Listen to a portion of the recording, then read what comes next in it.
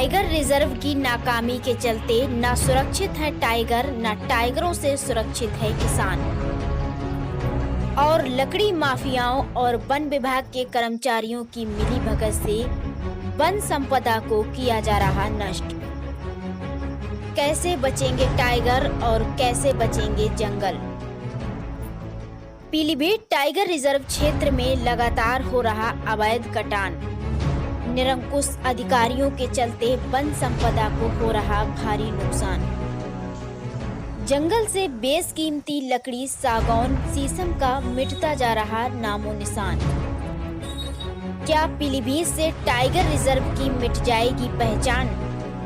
One औषधियों की भी तस्करी की लगातार आ रही खबरें। देवरिया टाइगर रिजर्व में लगभग एक माह पूर्व 17 बोटें बेशकीमती लकड़ी से लदी पिकअप यूपी 25 AT 9752 को पुलिस ने पकड़ा था, जिसमें पुलिस ने मुकदमा दर्ज कर पिकअप ड्राइवर कल्लू उर्फ इरफान को जेल भेज दिया था। वही खबर आ रही है, लकड़ी के पकड़ जाने के बाद वन महकमे में किसी भी आला अधिकारी ने इस प्रकरण में संबंधित किसी अन्य अपराधी को आज तक पकड़ने की जहमत नहीं उठाई है। क्या एक पिकअप ड्राइवर इतनी बड़ी वारदात को अंजाम दे सकता है? बताया जा रहा, जहां से ये लकड़ी काट के ले जाई जा रही थी, वहां से महज 300 मीटर की दूरी पर बैरियर लगा हुआ है। पत्रकार दीपक वाजपेयी ने बताया, जब इस प्रकरण की जानकारी DFO महोदय से लेना चाहिए तो महोदय ने संडे की छुट्टी का हवाला देते हुए फोन ही काट दिया। पीलीभीत टाइगर रिजर्व में लगातार अवैध कटान हो रहे हैं, वहां बाघ भी सुरक्षित नहीं है और किसान भी सुरक्षित नहीं है। अगर इस पर अधिकारियों से बात की जाए तो वो सही से जवाब नहीं दे पाते हैं। आपने कई बार इस पर ज्ञापन दिया है, इसका समाधान सही से नहीं हो पाया है, स्थायी रूप से नहीं हो पाया है, इस पर आप क्या कहेंगे? उत्तर प्रदेश का जब विभाजन हुआ उत्तराखंड के रूप में, उत्तराखंड के बाद उत्तर प्रदेश में जनपद पीलीभीत वन संपदा, प्रकृति संपदा का सबसे बड़ा जनपद भूभाग जनपद पीलीभीत, बहराइच, गोंडा आदि 2-4 ही जिले हैं, जिनमें पीलीभीत टाइगर रिजर्व, ये देखकर सरकारों ने टाइगर रिजर्व किया कि यहाँ पर बाघों के लिए, जंगली जानवरों के लिए सुरक्षित जगह है, अनुकूल वातावरण है। पीलीभीत शारदा नदी है, पानी पीने को है, जंगल सुरक्षित है, घने जंगल है। लेकिन सरकार ने उसके बाद अभी 2017 में भारत सरकार, राज्य सरकार ने 7 करोड़ रुपए टाइगर रिजर्व एरिया को सुरक्षित करने को, जिसमें बाघों की सुरक्षा, वन की सुरक्षा और उनसे आसपास के गांव की, क्योंकि जब जंगल की बाढ़ हो जाएगी, कैमरे लग जाएंगे, सुरक्षित हो जाएंगे, जानवर बाहर नहीं आएंगे और बाघों और जीव जंतु, जंगल के अंदर जंगली जानवर है, उनका खान पान, रहन सहन, उन्हें पूरा उनका भोजन मिलेगा, उनको पानी मिलेगा, सुरक्षित होंगे, तो निश्चित तौर से वे भूख से व्याकुल होकर या गर्मी आग से भयभीत होकर, और जब बाढ़ होगी अंदर तारों की, जिस चीज की, 7 करोड़ रुपए में तो अगर शीशे दीवार खड़ी करो टायर एरिया में तो हवा नहीं पार कर पाएगी। वहां तो सीधे भूखा प्यासा बाघ परेशान होकर हमले करता है पड़ोस के गांव में, आबादी में, जिसमें खेत पे काम कर रहे मजदूर किसान, हर वर्ष कई लोग बेमौत मरते हैं।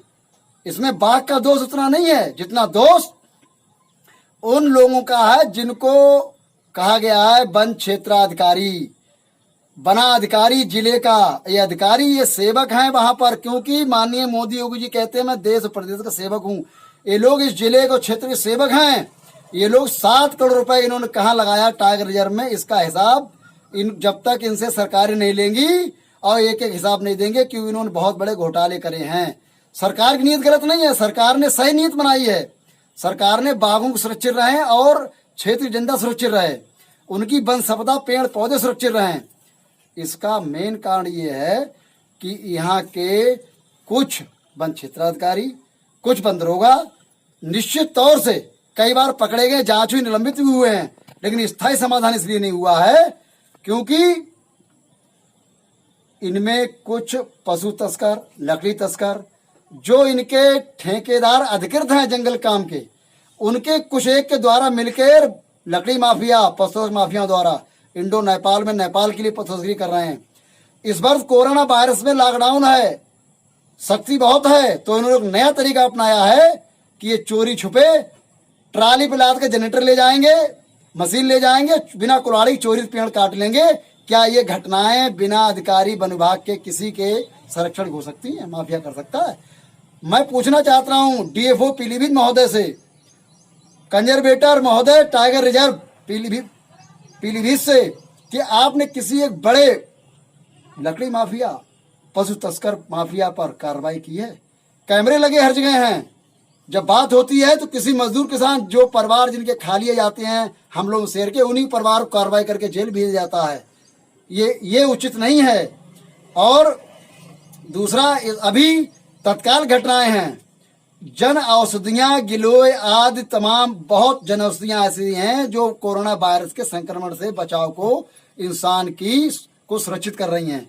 वो हमारे पीलीभीत जंगलों में भंडार है उनका, उनकी भी इधर लगातार 2 सप्ताह, 1 सप्ताह और महीने के अंदर लगातार समान मीडिया के माध्यम से, जागरूक नागरिकों के माध्यम से सूचनाएं आ रही, जिसमें मैंने खुद जानकारी कराई, जिसमें पूरनपुर, माला जंगल और धीरिया जंगल में गिलोय, नीम, सत्तू तमाम महत्वपूर्ण जनौषधियों की किलो 2 किलो में नहीं, कुंटलों की और बहुत बड़ी मात्रा में, जिनकी कीमत बाजारी लाखों करोड़ों होगी, उनकी तस्करी कराई जा रही है। जिसमें बड़े स्तर पर धुरिया कला रेंजर, एसडीओ जो कार्यवाहक रेंजर है, वो एसडीओ भी नहीं है, कार्यवाहक हैं, और माला रेंजर, ये लोगों की बहुत बड़ी संयुक्त जानकारी है, जिनको मैं कल मुख्य वन संरक्षक श्री ललित कुमार वर्मा जी बरेली वन जोन को ज्ञापन दूंगा।